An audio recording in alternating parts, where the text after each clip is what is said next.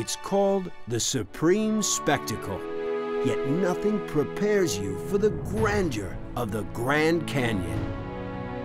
From exposed rock millions of years in the making, bring on the river, to the powerful blast of a river unleashed. Over the next hour, we'll travel from rim to hike hidden canyons, plunge into ancient pools, and giddy up and go to get an insider's view of one of the wonders of the world.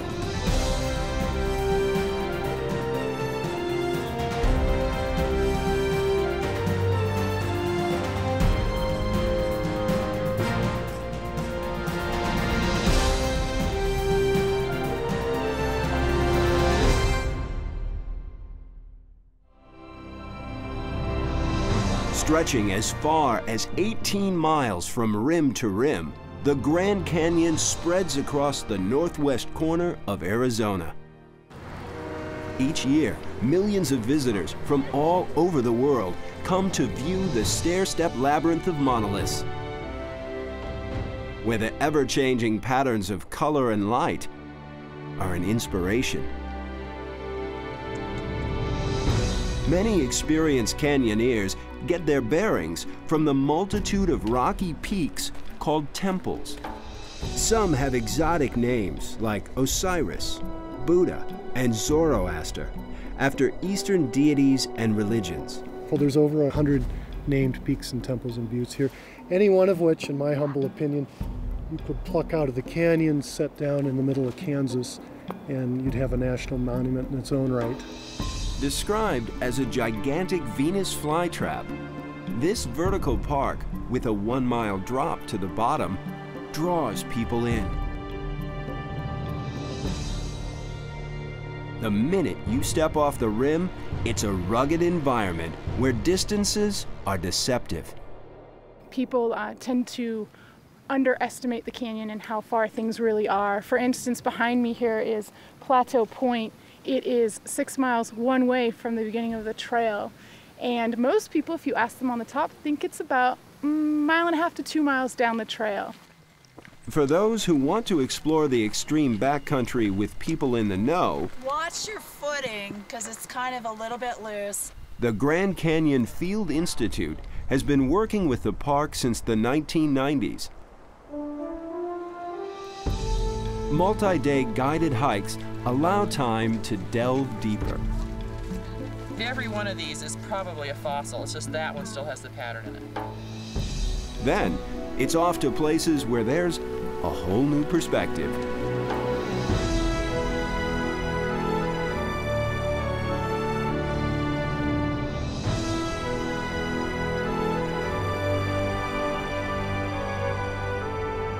While the spectacular view draws the eye outward, you might not be aware of a parallel world of wildlife. The bobcat, named for its short bob tail, blends into the red rock. For over 100 years, getting to the top and bottom of it has meant hopping aboard another local. These long-eared taxis have been used for hauling supplies and human cargo since the 1890s. This is one of a few places where you'll find working mules. A cross between a donkey and a horse, the unique breeding makes them ideal for the job. And they bring their own personalities to it. A lot of mules will be real sweet and gentle. Okay. And you'll come across some other mules that might be a little more ornery. Come on, Joe Bear. Get up here. We have ambitious mules here. We have lazy mules here. They're a lot different, just like my crew. The South Rim Blacksmith Shop and Mule Barn date back to 1906. Saddles here are still made the old-fashioned way. We do all our sewing by hand. It holds up better. It's the same kind of saddle that was used 100 years ago. And shoes are required. No mule is allowed to go into the canyon without them. A blacksmith keeps them shod, a traditional task he claims doesn't hurt. The mule's hoof's made out of the same thing your fingernail's made out of. The only thing you can really screw up and affect them is if you don't level the foot right. They'll get cracks in their foot, they're more likely to stumble. Once they're shod and saddled, they're good to go. But before they take on a paying customer, all mules go to school. Wranglers ride them up to 3 years to make sure they adapt to people and death-defying heights. You can think of me as your drill sergeant. Every morning, riders get a briefing that spells out what to expect. You're going to get uncomfortable. You're going to get hot and sweaty and achy and sore and smell like a mule smells. It may not seem like several hours in the saddle can be a workout, but unless you're seasoned, a mule trip is hard on the body. So I am sure that you folks understand. I want you to tell me, there is nothing easy about the Grand Canyon mule ride. There's nothing easy about the Grand Canyon mule ride. Very good. Memorize that. Sir, your mule will be Shelby. That will be the cousin of the mule that General Wayne had. Okay, about 3 foot gap, folks, nose to tail. Once mules get matched up with riders, it's time to hit the Bright Angel Trail. Following an ancient Indian route, it makes a 4,500-foot vertical drop. Numerous switchbacks zigzag to the bottom. While it seems like these mules take to the edge, truth be told, they're just trying to avoid rubbing up against the rocky walls. At the bottom of the canyon, the Kaibab suspension bridge keeps everyone high and dry above the rush of the Colorado River. The bridge and a connecting tunnel were built in the 1920s, but the workers miscalculated and the two sides of the tunnel didn't meet up quite right, making the entrance completely dark. Mules and people have to adapt to it.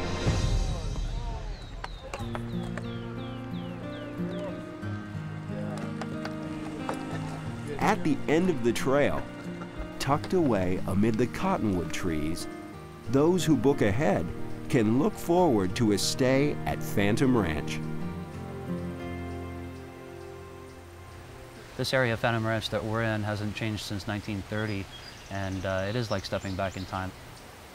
Named after a creek, the rustic retreat, made of native wood and uncut river rocks, is part of an idyllic setting. Accommodations are Spartan, and meals are served up family style. Yet a stay at Phantom goes way beyond comfort. A lot of people come here for a variety of reasons. Some people come here for the physical challenge. Some people come here just to get away from the hustle and bustle of the cities. Other people come here to, celebrate life. I mean, we've seen it all. We've seen people get engaged here. It's truly an amazing little place that you don't really know what you're going to find until you come here. And a lot of people walk away very different people after they have visited Phantom. This oasis at the bottom of the Grand Canyon is truly a special spot.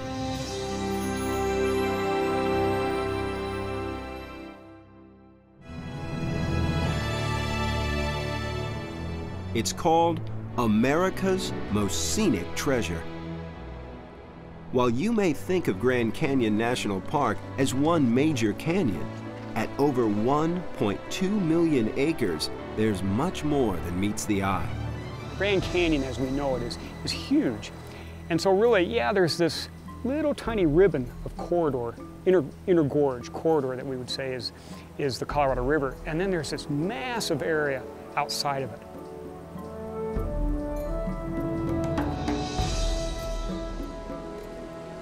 The canyon and its complex maze of interconnecting side canyons tell the story of the Earth. One story is the actual development of all these sediments that we see here.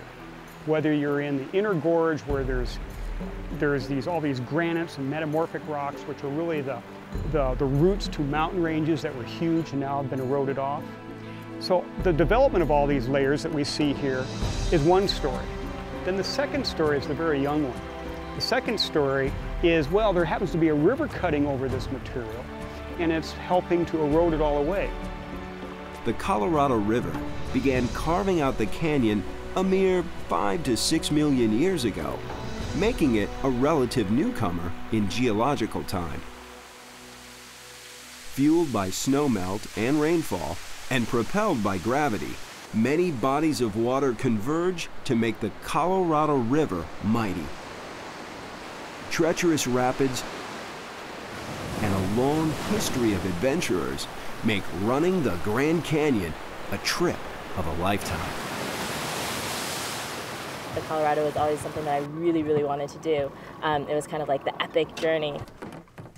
There are many ways to tackle this epic journey. I'm going to take on the river in a kayak. You can roll it. If you get knocked over, you can come right back up. And so I'm really looking forward to it because I get to play. You can opt to run the river in a wooden, hard-hulled boat called a dory. These things are meant to just basically touch water and air. When these boats go up on the big water down in the Grand Canyon, the waves can be anywhere from 4 to 25 feet tall. So it's a more visceral ride. Visceral rides are what it's about, no matter what type of boat you're on. The Lee's Ferry launch at the eastern end of the Grand Canyon is where it all begins. Getting ready for the river takes both brains and brawn. Pre-planning means deciding the best gear for the job. And this is Patty's frame. And stocking up. It's my home for the next 18 days, 19 days. I'm excited.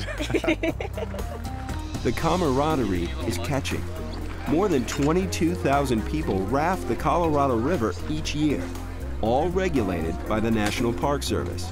Take brown bags first, and it doesn't matter which boat your brown bag goes on. Grand Canyon Expeditions has been a regular on the river for over 4 decades. Your ammo can you're going to want to put on the boat that you ride on.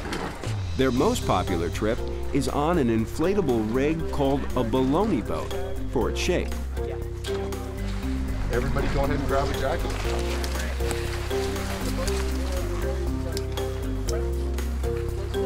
Can you loosen me up a little bit more? Okay, remember my first rule, don't fall off the boat. With everyone on board, it's time to bring on the river.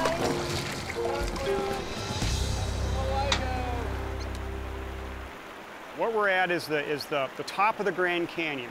The Colorado River here has come already some 1,000 miles from up high in the Rocky Mountains. It's just crossed the Utah-Arizona border, and now it's going to start plunging into the Grand Canyon. What we're seeing here is the first riffle. It's the first rapid. And for tourists, this is wonderful. For riverboat people, it's kind of first place you start to get wet, but it's really nothing compared to what we all will see as we go further into the canyon.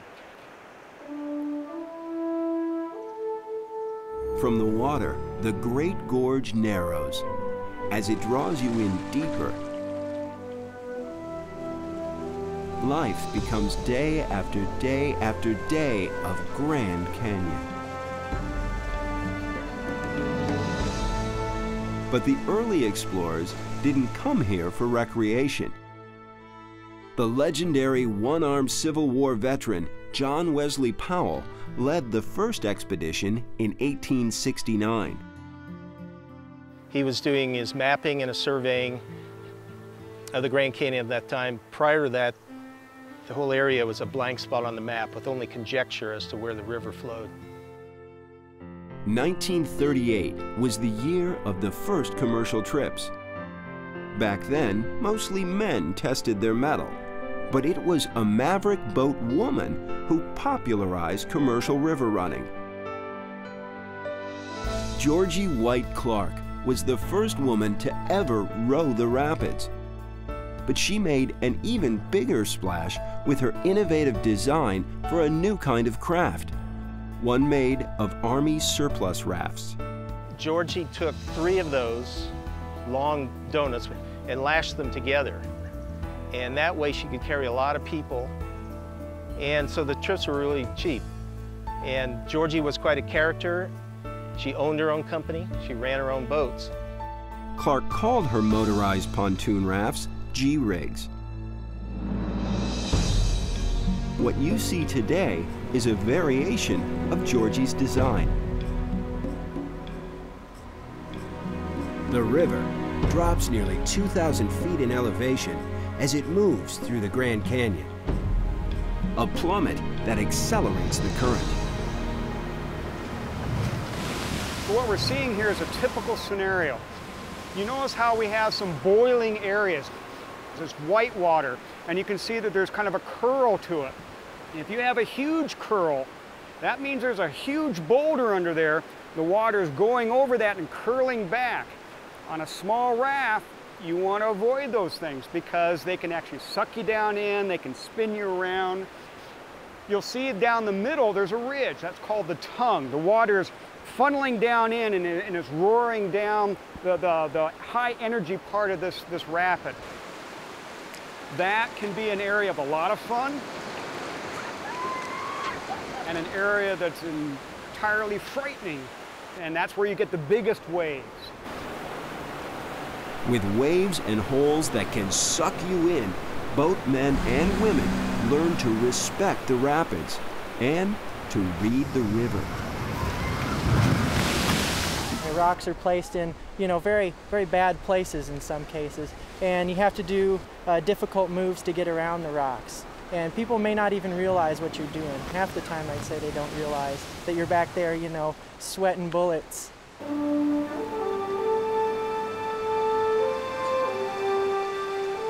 But it's not all about whitewater. There's plenty of time to explore side canyons that are sculpted to perfection.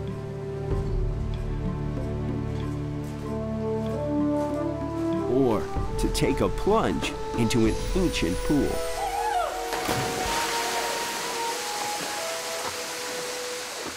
As dusk approaches, camps set up along the inner gorge. Camouflaged against a rock, a rattler moves out of the way. And a beaver on a mission makes the most of the last light as the canyon dissolves into night. Days on the river begin at dawn to beat the heat. Boatmen multitasking as cooks make sure everyone fuels up. Hot coffee! Indeed. Cowboy coffee. Along the 277-mile course through the Grand Canyon, there are dozens of named rapids. Connor, what's up? How you doing, buddy? No matter what craft you're on, everyone shares a common goal: to go for the biggest thrill without flipping the boat. Underlying the fun is a sense of anticipation. As the boat drifts, it's the calm before the storm. I'll build a boat that will ever float, for I dream this in my dream. A poem sets up an impending rush of adrenaline. For he said, it's destined I try my boat on the rapids down below. With a 13-foot drop in elevation, Lava Fall's powerful hydraulics has earned it a reputation of being the most daunting. It's big, powerful waves in this rapid, and the lower waves are kicking real good today. They're gonna, if we hit those square, the people on the front are gonna get knocked backwards. Yeah, they should be wet. Anybody want a shot of vodka? Bring on the river. Bring on the river.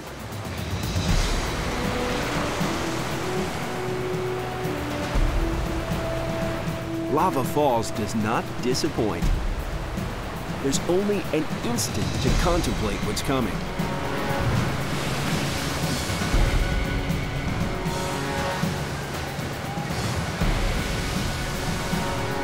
As the river commands attention, the moment is all that matters.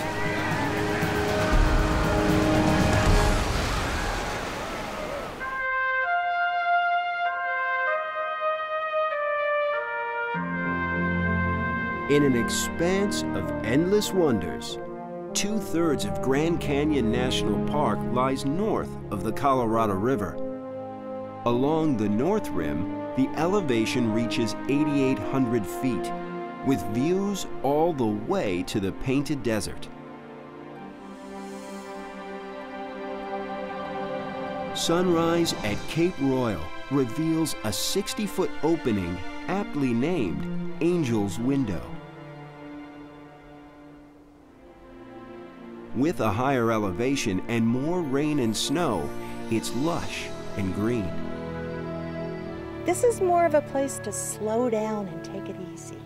You know, relax and see the views and feel what's in your heart. Only 10% of the park's visitors make it to the North Rim.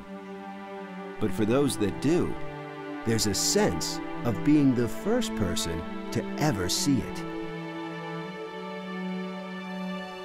For accommodations, there's only one on the rim.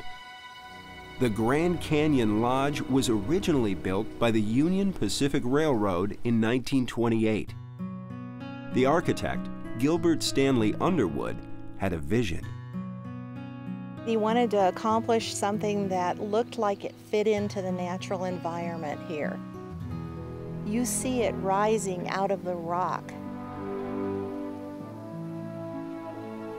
He would use the local Kaibab limestone, use some of the lumber from the area, the Douglas fir, the ponderosa pine, and built it just rising right out of the natural scenery. Designed as a destination resort, there's a veranda with a front row seat to the main attraction. Once inside, visitors enter a lofty lobby with a timbered ceiling. Yes, sir. May I help you? One of the first questions they ask is, where's the canyon? And that's the way that the architect designed it. You don't get to see it until you descend down the steps into the sunroom, and then you have these beautiful windows that just open up, and it's an awesome view.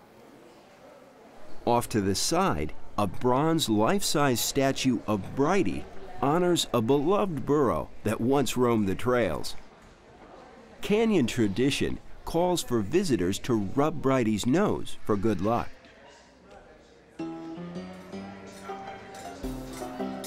The lodge draws upon its wild western roots with a saloon dedicated to rough-riding President Teddy Roosevelt. In the main dining room, you can eat with the majesty of the canyon at your table. Lodging here comes in the form of log cabins nestled amid pine trees, where it's all about the view.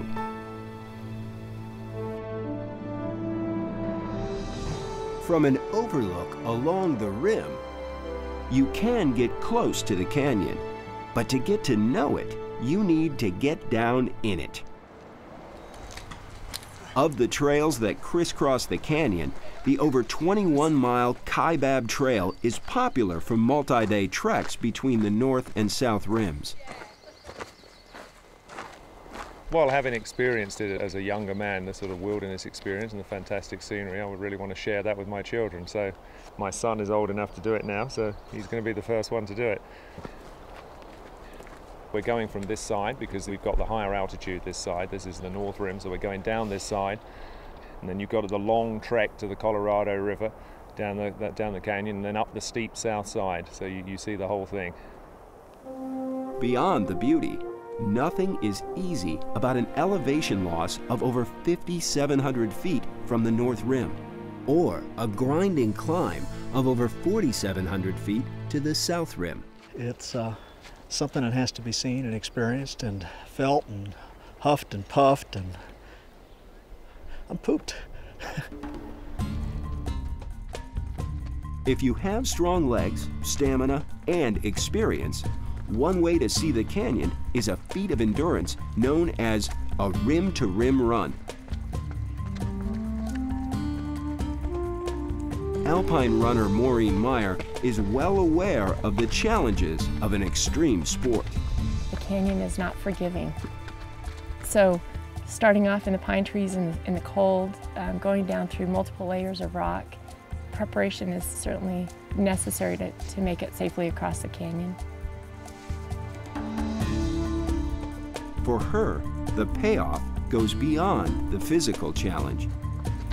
I totally enjoy getting down and dirty on the trails and finding the little oases that are so beautiful in their own right. This is cheap therapy.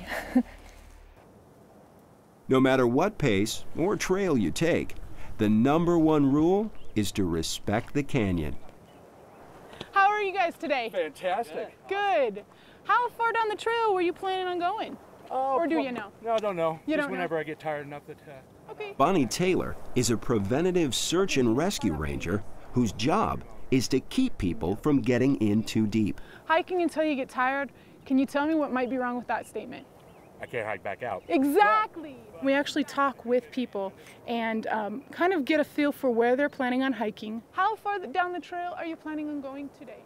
And see what their itinerary is. If we feel that their itinerary might be a little bit too much for rather the time of day or what they have carried with them. How much water do you guys have with you today? We're not going very far. We try to tell them the possibilities of what may happen if they continue on that route. Do please be careful with the flip-flops when you come. We were going on the bus and we thought, yeah, well, there's the exactly. trail. Well, thank you very much, you guys. Enjoy the rest of your hike. Thank you. We actually like to tell people that Grand Canyon is an inverted mountain. And most people, when they go for a hike, go up first and then down. Well, here, you go down first and then up. That's where they look up and say, I can't do this. They can, just one foot in front of the other. Despite the rangers' work to decrease the number of incidents, they respond to more than 400 emergencies a year. Yeah, Dave, we'll check the Kaibab trailhead too. At the search and rescue headquarters on the South Rim, rangers keep an eye on the canyon. That was our last run at Cottonwood, and now you can see them heading up towards the beginning of the Colorado River there. Copy, Yankee Point Road. For emergency services, we've got Ken Phillips. Specialized vehicles are kept stocked and ready to roll. It's a self-contained unit that would include various equipment, carabiners, harnesses. Crews stand by to fly at a moment's notice. All right, this is a river party. 40-year-old female, weighs about 140 pounds. During the peak summer season, there can be several emergencies a day. And they're pretty jacked up, so might have to tone them down just a little bit. As things heat up, everyone keeps their cool. I think right now with things starting to brew up, I've got two things happening in the canyon. So I'm getting a little nervous about depleting our resources. Out of the bay. When one emergency team comes in, another heads out. People hike down the trails as if it's an amusement park. That is a dangerous place down there, and if you're not prepared for it, you could find yourself in trouble. At the end of the day, rescue rangers say that the job has its rewards. It's a great feeling. After a difficult rescue that we put a lot of time and energy and effort into, and we actually save that person, that's great. They can go deal with the hospital, and we can go clean up and get ready for the next one.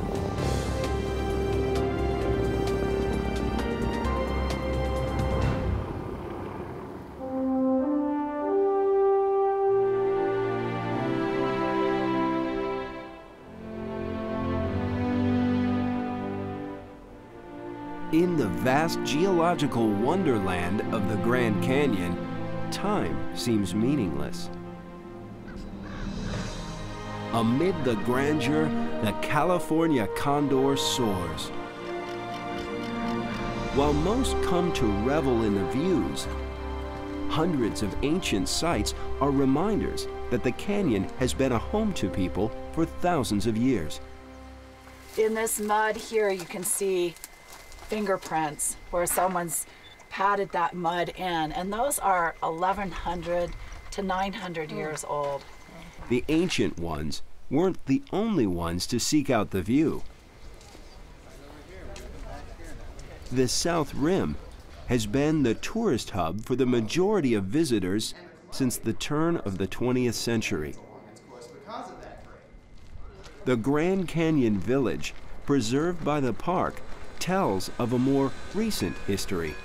A history that opened the Grand Canyon to tourism on a grand scale when the Santa Fe Railroad built a spur line to the South Rim in 1901. Vintage steam and diesel locomotives recreate this historic run daily.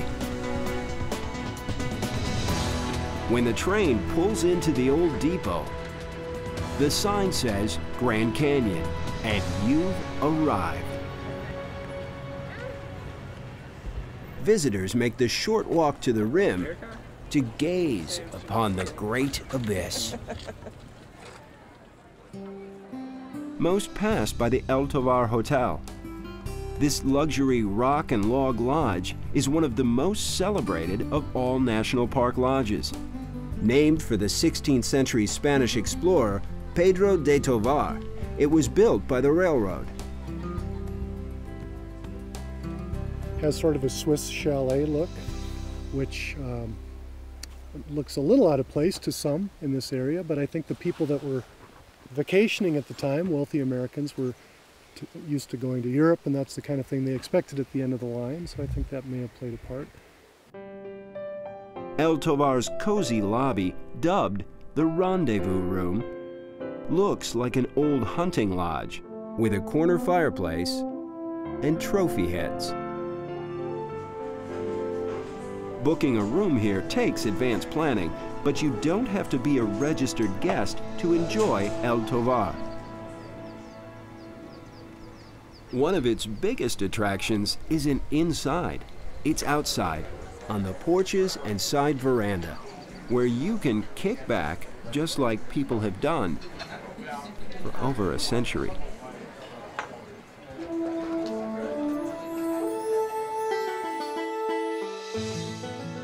Many of the canyon's early visitors had their trips preserved on film thanks to the work of two enterprising shutterbugs from Pennsylvania, Ellsworth and Emery Kolb. The Kolb brothers lived and worked at the head of Bright Angel Trail. From a small window in their studio, they once photographed mule riders that included Teddy Roosevelt, the president who preserved the Grand Canyon as a national monument in 1908. The Kolb brothers were also canyon explorers. They were the first to ride the Colorado River with a movie camera in the winter of 1911 to 1912. It was a rough trip. The brothers braved swift currents, storms, and frigid temperatures. The hardship paid off. The film was a hit. It played inside their South Rim studio for over 60 years.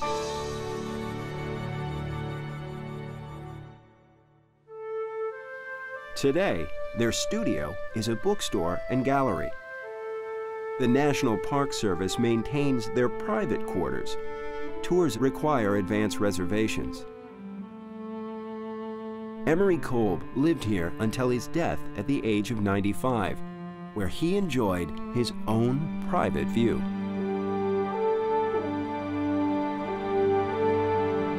To compete with the Kolb Studio for tourist dollars, the Lookout Studio is one of several historic buildings built by the Santa Fe Railroad to make this a grand destination. Beginning in 1905, architect Mary Coulter left her mark with structures that tell of the canyon's past. west of Grand Canyon Village, Hermit's Rest is a highlight. If we look across Hermit Canyon, if you look farther down at the river, there is Hermit Rapid. You have Hermit Canyon, you have Hermit Gorge below us. This whole area was named after a man they considered to be a hermit, Louis Boucher.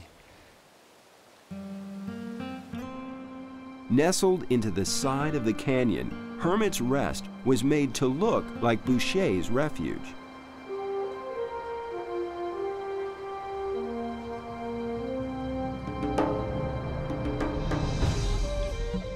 The Grand Canyon has been a home to Native Americans for centuries.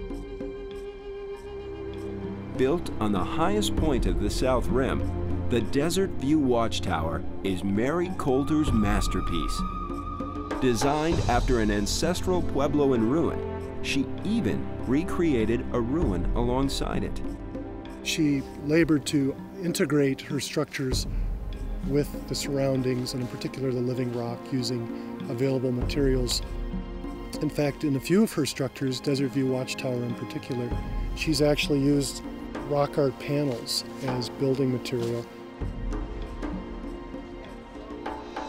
Inside, walls are decorated with Native American symbols and pottery.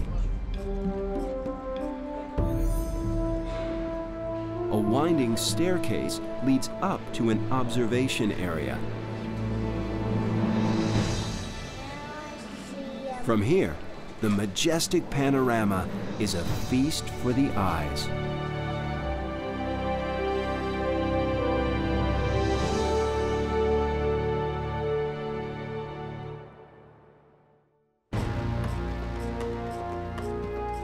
It may surprise you to learn that the Grand Canyon isn't all national park lands. Along the park's borders, Native Americans are the caretakers of the country. For them, the Colorado River is a lifeline. Deer Creek and several spots along it are sacred sites. It is considered sacred because of the source of the spring, the purity of the springs. If you really studied the archaeology, you know, it goes back thousands of years, and to envision a people living there, and it's a paradise. Another paradise along the southern boundary of the park is the land of the Havasupai. Where there are no paved roads, a flight over magnificent red rock backcountry is the easiest and most scenic way to get there. Deep within Havasu Canyon, the village of Supai operates a heliport. It's here the Havasupai have made their home for centuries. Filled with lush vegetation and towering trees, the pace is slow and easy. For a place to stay, there's a rustic lodge and a campground.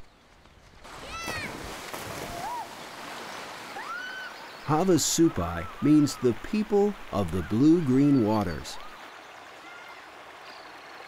From the village, it's a moderate hike to a backcountry Shangri-La.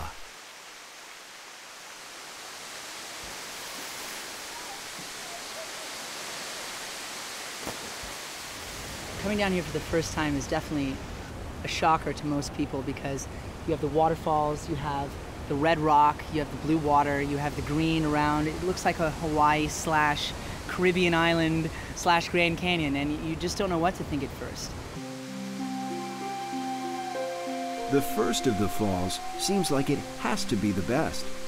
At Navajo Falls, water cascades over gentle tears.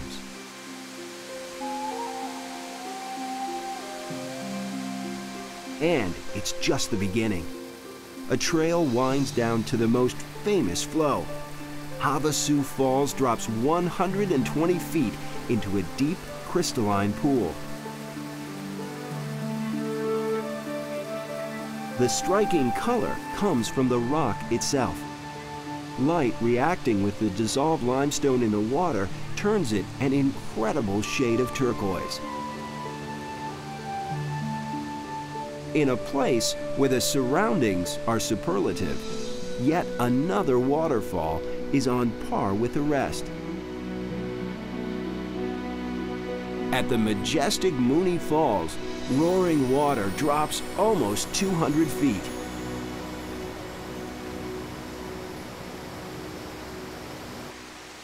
At this heaven on earth, you can swing or kick back on the rocks. Most people who come here are hikers and adventurers and outdoors people. For the adventurous, a treacherous trail winds its way up. For those who have to test the waters. Lock the carabiners. Make sure we're all good to go. Woohoo! Although not permitted inside the park, a harrowing rappel at Mooney Falls requires special permission from the Havasupai and the proper gear. Going down, you have more time to absorb the moment, really view the waterfall for itself. We set up an anchor system and go down with a double rope, 11 millimeter, and it's absolutely incredible.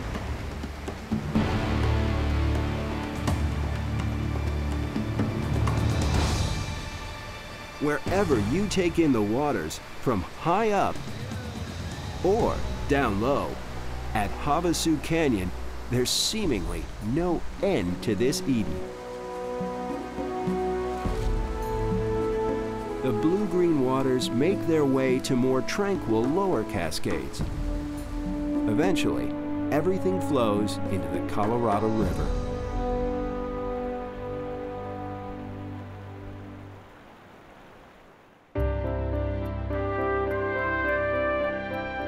The mighty Colorado River runs a distance of 1,400 miles to the Gulf of California.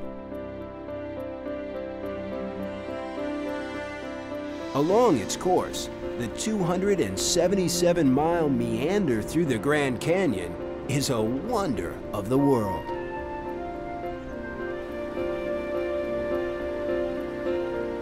Yet, it was almost changed forever. The Bureau of Reclamation had plans for dams in Grand Canyon, at least two. One downstream from here about 40 miles, the Marble Canyon Dam.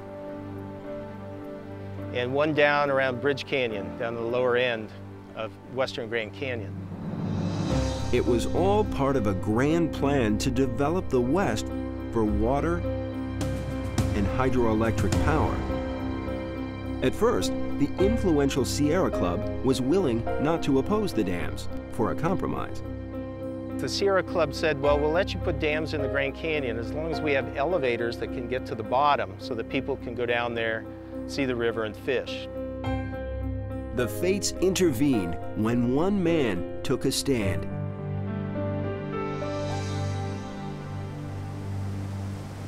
As one of the pioneer river runners, Martin Litton saw firsthand the beauty of this wilderness. When the Sierra Club was willing to settle for a compromise, he saw things differently. There was a lot of ignorance about the Grand Canyon and about its value. The wilderness, everything natural in this world is being depleted. And if you give up on any part of it, it's gone forever. Saving this supreme site came down to one critical Sierra Club board meeting in 1963. Martin Litton stood up and made an impassioned plea for Sierra Club support in opposition to the dam. David Brower, as executive director, was then able to push ahead with a commitment opposing the dams in Grand Canyon. The Sierra Club launched a major fight for the Grand Canyon. It took an awful lot of fight from a lot of different groups to keep them from building Marble Canyon Dam.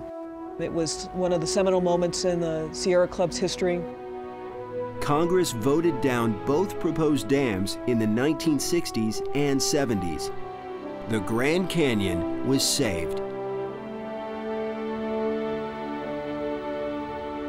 But the victory was bittersweet. With the completion of Glen Canyon Dam upstream in 1963, the Colorado River was radically tamed. It once moved massive amounts of soil and sand, mostly red in color, which was why the Spanish called it the Rio Colorado, meaning reddish river. Where you previously had a very sediment-laden, highly variable desert river, it's essentially turned into almost like a mountain stream where it's very, very cold, clear water.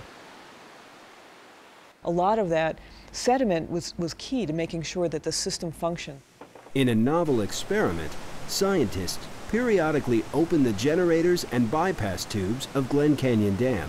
What we tried to do with the controlled floods is to try to reestablish some of the processes that were in place prior to the dam, and also try to reestablish some of the sediment load and rebuild beaches and some of the nearshore habitats. It's hoped the experimental flows will lessen the impact of the dam on the Grand Canyon.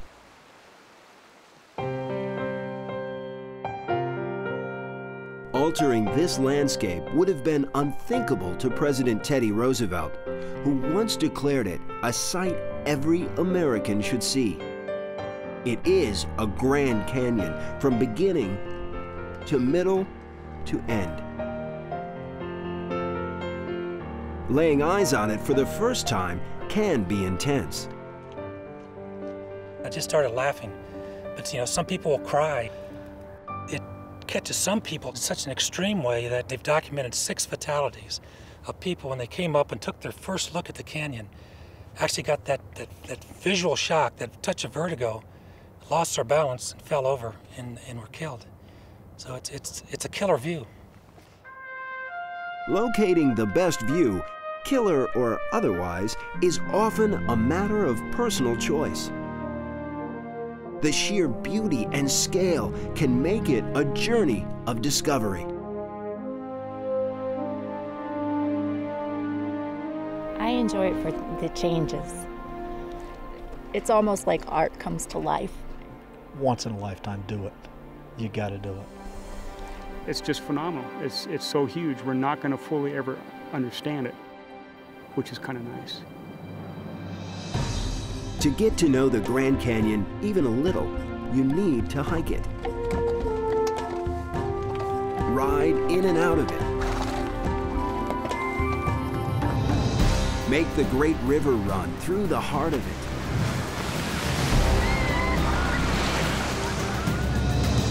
Explore its remote backcountry and hidden side canyons. Take time to revel in the blue-green waters. Plunge into paradise. Or simply stand in awe of it.